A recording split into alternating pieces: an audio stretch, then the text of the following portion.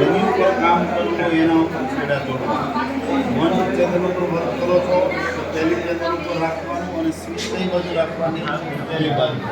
બીજી બાજુ જોડો તો બીજી બાજુને તમારે આ ચેનલ બી રાખવાની.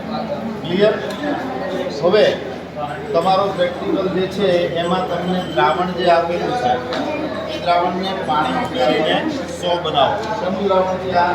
HCl વત્તા એસિડ, સ્ટ્રોંગ એસિડ અને વીક બેઝનું મિશ્રણ છે. આપણે HCl અને એસિડિક એસિડની સાંદ્રતા શોધવાની છે બાય પોટેન્શિયોમેટ્રિક ટાઇટ્રેશન. બરાબર? પાણી ઉમેરીને 100 બનાવો. હવે 100 બનાવ્યા પછી તમારી પાસે બુકની અંદર જો અહીંયા બુકમાં તમને સાંકેતિક નિરૂપણ આપેલું છે, કોષનું સાંકેતિક નિરૂપણ. તેમાં શું આપ્યું જોઈ લો. ડાબી બાજુ પ્લેટિનમ ઇલેક્ટ્રોડ, આ પ્લેટિનમ ઇલેક્ટ્રોડ છે, આમાં લખ્યું છે પ્લેટિનમ ઇલેક્ટ્રોડ. પ્લેટિનમ ઇલેક્ટ્રોડ લો, પછી લખ્યું છે 20 ml એસિડ મિક્સર અને ક્લીન હાઇડ્રોડ. તો આ જે છે એ મૂકી દો. 20 ml સોલ્યુશન લો.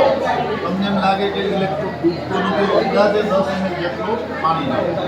બરાબર? હવે એક ઉભો લીટો એટલે બીકર. બરાબર? તો બીકરની અંદર તમે પ્લેટિનમ ઇલેક્ટ્રોડ મૂક્યો અને 20 ml એસિડ મિક્સર લીધું. એટલે આટલી બાજુનો જે જમણી બાજુનો અર્ધકોષ છે એને કહેવાય ક્વીન હાઇડ્રોન ઇલેક્ટ્રોડ.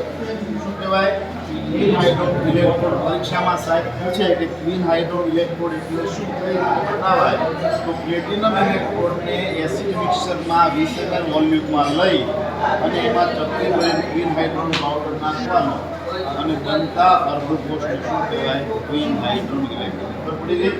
બરાબર? એસિડ મિક્સર પ્લેટિનમ ઇલેક્ટ્રોડ ચપટી ભરીને આમાં નાખવા ભરી અને નાખી દીધો આપણે હાઇડ્રોન પાવડર. હવે બે ઊભા લીટા KCl કહેવાય ક્ષાર છે. ઇંગ્લિશમાં કહેવાય સોલ્ટ. સોલ્ટ ડાબી બાજુ શું છે જુઓ? Hg2Cl2 KCl. આને કહેવાય કેલોમર ઇલેક્ટ્રોડ. કેલોમર ઇલેક્ટ્રોડ છે એની અંદર Hg એટલે પારો, જો ઝળકતો દેખાય છે એ પારો છે. અંદર પાઇપની અંદર Hg2Cl2 ભરેલું છે અને આ જે લિક્વિડ તમને હળતું દેખાય છે એની અંદર સંતૃપ્ત KCl છે. આની અંદર પણ KCl ભરેલું છે. હવે કેલોમર ઇલેક્ટ્રોડને પોટેન્શિયોમીટરના ધન છેડા સાથે જોડેલી છે. બરાબર? અને સોરી અને જે ક્વીન હાઇડ્રોન ઇલેક્ટ્રોડનો પ્લેટિનમ છે અને તેને જોડેલો છે આપણે પ્લસ સાથે જોડેલો છે. તો આખું કોષનું નિરૂપણ કયું તમને આ આવવું જોઈએ. બરાબર? આ બાજુથી એને ઇલેક્ટ્રોડ. હવે પ્લેટમાં તમારે ભરવાનો છે 0.1 નોર્મલ Na હોય છે. 0.5 એડ કરતા જાઓ અને 7 ml સુધી રીડિંગ. બરાબર? જેમ જેમ પ્રક્રિયા થશે એમ એસિડનું પ્રમાણ ઘટશે એટલે અહીંયા તમારા રીડિંગ છે ક્રમશઃ રીડિંગ આપણે લેવાના છે વોલ્ટમાં. બરાબર? અને પરીક્ષામાં સાહેબ પૂછે કે વોલ્ટ સિવાય બીજો કયો એક નામ મિલી વોલ્ટ. ખબર?